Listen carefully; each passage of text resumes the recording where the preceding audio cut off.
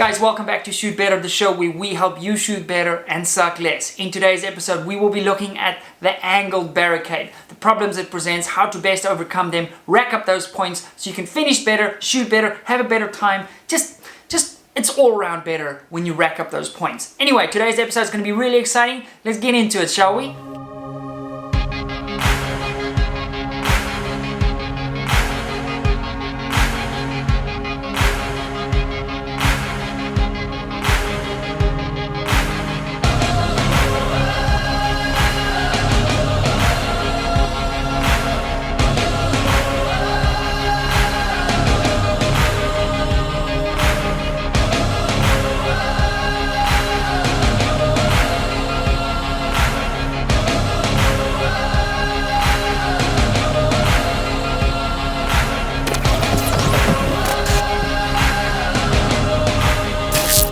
Guys, two things just really quick before we get into the stage debrief. I want to give a massive shout out to everyone who signed up to the Patreon group to support the channel.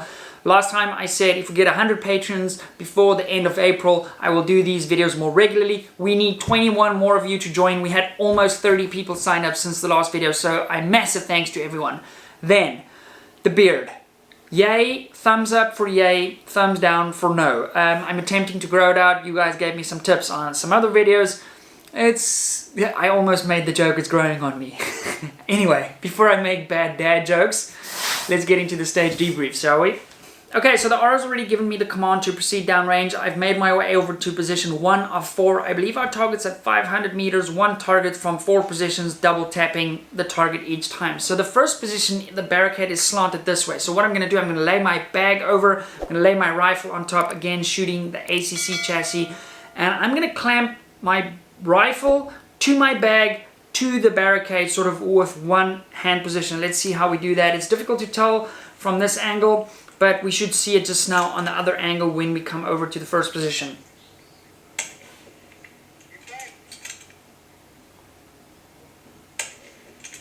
Again, very slow on the bolt, watching where those bullets are hitting so I can see what the plate's doing if I need to adjust my wound curl or not.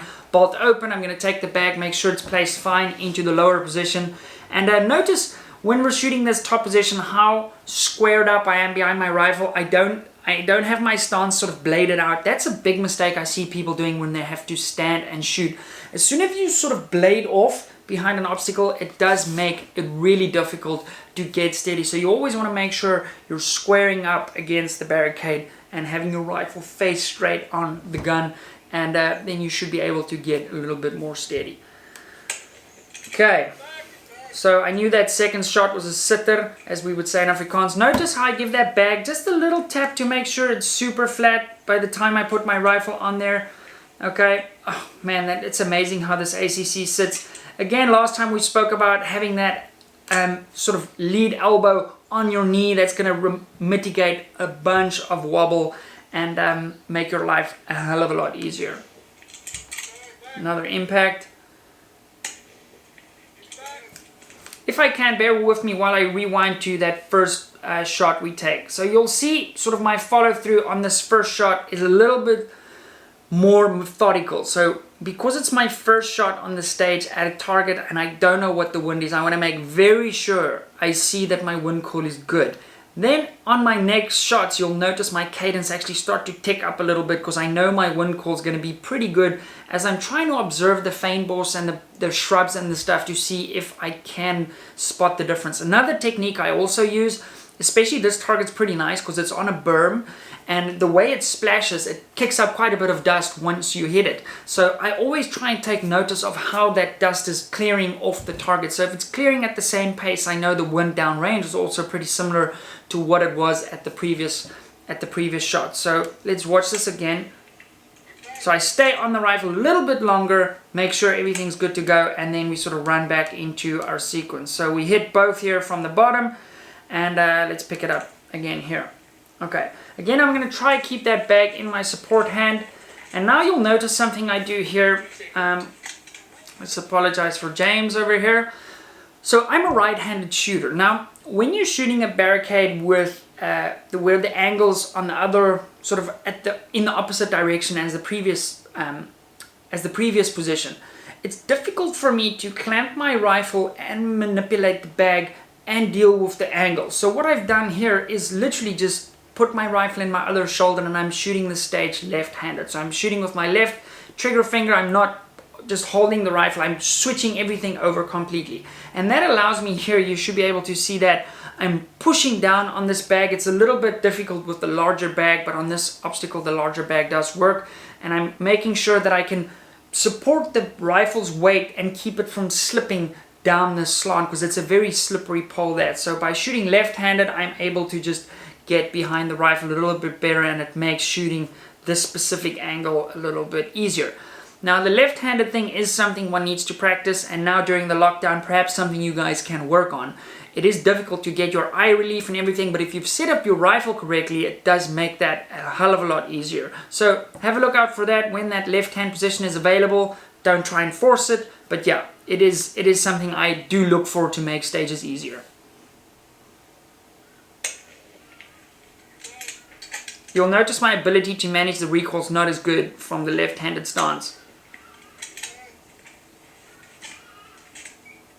Okay, that pole turns, I try and catch the bag with my foot, and now this is a lesson I've learned in the past. When I drop my bag, please excuse the Hardy does, when I drop my bag, in the past I used to just sort of panic, but then I just calmly asked the RO, please give me an update on the time. I knew I had plenty of time to go for the bag, put my rifle on and build that position rock solid, just double tap these last 2 points and have another clean stage in the bag. Elbow on the knee, as we've spoken about.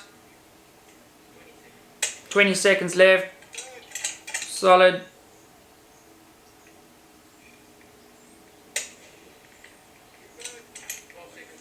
Okay, so clean the stage with 12 seconds left. Mag goes out. And then we put the chamber flag in. Let me just stop this recording. So I know it's probably getting a little bit repetitive watching a clean stage after a clean stage, but in this match we do have some stages where I do drop some points, and there's valuable lessons in that too. I did think today the left-handed thing was something pretty cool to show you guys, and given the fact that most of us are on lockdown at the moment, we can practice that, and it's certainly something that I've been working on during this sort of downtime. Guys, you'll notice the little subscribe thing pop up here every now and then. Please make sure you are subscribed to the channel with all notifications turned on. We have some ambitious goals to hit 100,000 subscribers before the end of 2021.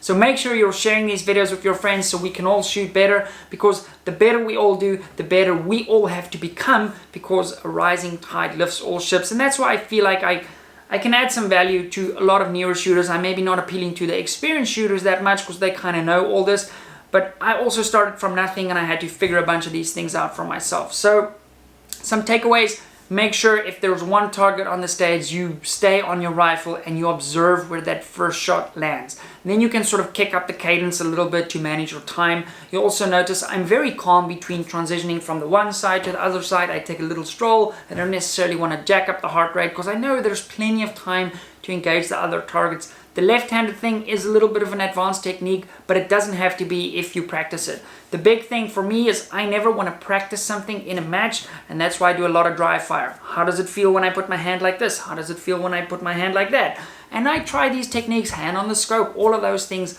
when I'm not at a match, so that when I get to a match, I've already practiced that and I have a game plan. When I go into that stage, I stick to my game plan. The last thing you want to do is watch the guy before you and change your game plan right as you're meant to go. It's a disaster. So don't do that. Guys, thanks again for watching. Also, if you haven't voted already, thumbs up for Beard, yes. Thumbs down for Beard, no.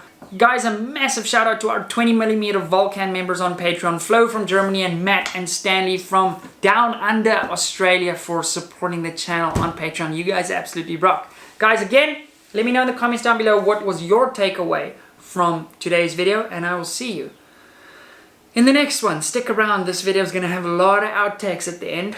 It was a little bit of a drag. Anyway, okay, let's pretend to end it, and then we'll jump into the outtakes, and then I'll suggest some other videos for you to watch at the end, because that's what we do. I'm going a little bit crazy with the lockdown, but yeah. Anyway, I've got some super other exciting videos that are coming up that we have been working on, and I've started editing my Namibia hunt. The guys on Patreon have seen the little preview for that. It's gonna be badass. Anyway, I appreciate you. Stay safe, and see you next week. yeah, see you on Monday. It's blue. I'm blue now, ready? What's up? Welcome back to how you can best deal with a barrier. Why do you do that? Get it. So let's vote. You should really start scripting your videos because okay, take mine. We have a lot of fun on this show, so make sure you stay tuned and watch till the end, because there won't be bonus tips at the end. There'll be nothing at the end. There'll be the end at the end.